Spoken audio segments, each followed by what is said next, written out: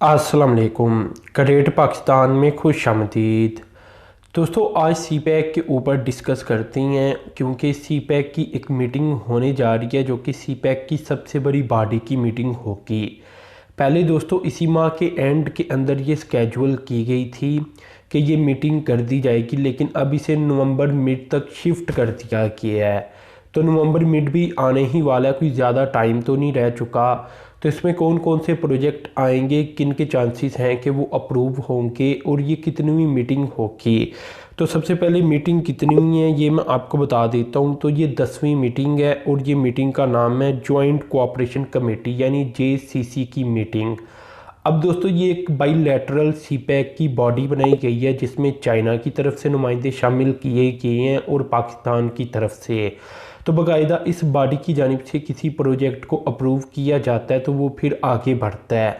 होता दोस्तों कुछ इस तरह से है कि चाइनीज़ साइड अपनी गवर्नमेंट के साथ डिस्कस कर लेती है और पाकिस्तानी साइड अपनी गवर्नमेंट के साथ डिस्कस कर लेती है।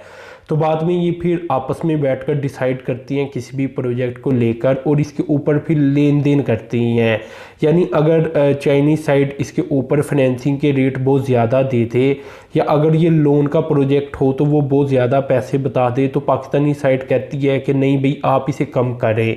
तो इस तरह दोनों मिलजुल कर आपस में एक रेट के ऊपर बात और तमाम काम जो कि साइज़ हो गया, जो एक्सपेंसिव हो गए वो हो गए, कौन सी कंपनी बनाकर देगी, इस तरह की मतलब सभी चीज़ों को ये डिसाइड कर लेती हैं, फाइनल कर लेती हैं और फिर बात को आगे बढ़ाया जाता है। तो दोस्तों इसमें पाकिस्तान की तरफ से जो फेडरल मिनिस्टर प्लानिंग होते हैं वो हेड करते हैं इस मीटिंग को और इसी तरह चाइना की तरफ से भी। तो दोस्तों पाकिस्तान की तरफ से इस वक्त असद उमर है इस डिपार्टमेंट के हेड और इसकी मिनिस्ट्री के भी। तो यहाँ असद उमर की जानिब से इसके लिए काम किया जा रहा है और ये 10वीं मीटिंग होगी। अब दोस्तों बात इधर आ जाती है कि होगा क्या। देखें अभी जो मालूमात सामने आई है इसमें एक प्रोजेक्ट को लेकर तो काफ़ी ज़्यादा चांसेस हैं कि वो अप्रूव हो जाएगा। दोस्तों वो प्रोजेक्ट मैं आपको बता देता हूँ, ये एक रोड प्रोजेक्ट बनता है और ये रोड का नाम भी मैं आपको बता देता हूँ। ये रोड दोस्तों DI खान से जूब हाईवे प्रोजेक्ट बनता है। 210 किलोमीटर तक ये लंबा प्रोजेक्ट है। वेस्टर्न रूट का ये एक अहम तरीन प्रोजेक्ट है। इसमें दोस्तों जो लागत आएगी ये 76 अरब रुपया आएगी और इस प्रोजेक्ट को लेकर एग्रीमेंट साइन किया जा सकता है इस मीटिंग के दौरान। इससे पहले दोस्तों जो 9वीं और 8वीं मीटिंग इससे पहले हुई थी इसमें भी इस प्रोजेक्ट को काफ़ी अहम करार दिया गया था और इसे 10वीं मीटिंग के अंदर सोचा गया था कि स्केजुअल कर दिया जाए। अब क्योंकि नवंबर के अंदर 10वीं मीटिंग होगी तो फिर इंशाल्लाह इस पर कुछ ना कुछ हो जाएगा। अब देखें दोस्तों दूसरा जो प्रोजेक्ट आ जाता है जो कि हमेशा की तरह बहुत अहम तरीन प्रोजेक्ट है ML1 का। तो उसके ऊपर अब डिस्कस कर लेते हैं। इसके जो मीटिंग होने जा रही है नवंबर के अंदर उसमें तो इस प्रोजेक्ट के अप्रूव होने के चांसेस काफ़ी कम हैं। मैं ये नहीं कहता कि 100% ऐसा नहीं हो सकता, लेकिन काफ़ी कम चांसेस है। दोस्तों ये बात आप अच्छी तरह से जानते हैं कि ML1 के ऊपर तकरीबन चाइना के ही लोन के ऊपर ये प्रोजेक्ट बनेगा और 85 से 90% चाइना ही लोन फराहम करेगा। ये तकरीबन कोई 6.8 अरब डॉलर तक का प्रोजेक्ट बन जाता है। तो प्रोजेक्ट भी काफ़ी बड़ा बन जाता है और इन्वेस्टमेंट भी होगी चाइना की तरफ से। इसके बहुत सारे अभी मराहल होने हैं जो कि तय होंगे तो इसके बाद ही इस पर बातचीत होगी।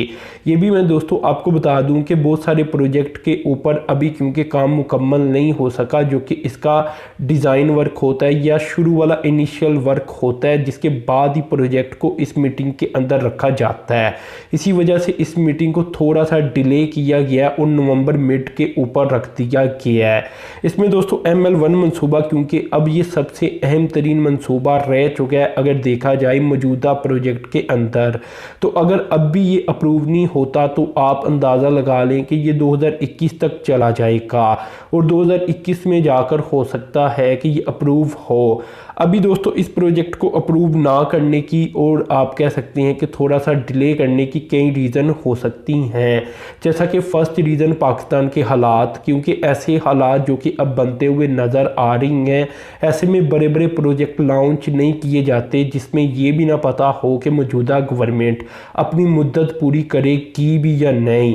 तो एक रीज़न तो ये हो जाता है। दूसरा दोस्तों, क्योंकि पाकिस्तान ये चाहता है कि जो चाइना लोन फराहम करे ये 1% से भी कम इंटरेस्ट रेट या मार्कअप के ऊपर करे, लेकिन अभी तक जो हमारी डिस्कशन चाइना के साथ हुई है इसमें चाइना कम से कम 2.1 से लेकर 2.3% तक इसका इंटरेस्ट रेट रखना चाहता है। तो ऐसे में दोस्तों बहुत सारे मामलात इस प्रोजेक्ट को लेकर अभी तय होने हैं, तो अल्लाह करे हो जाए।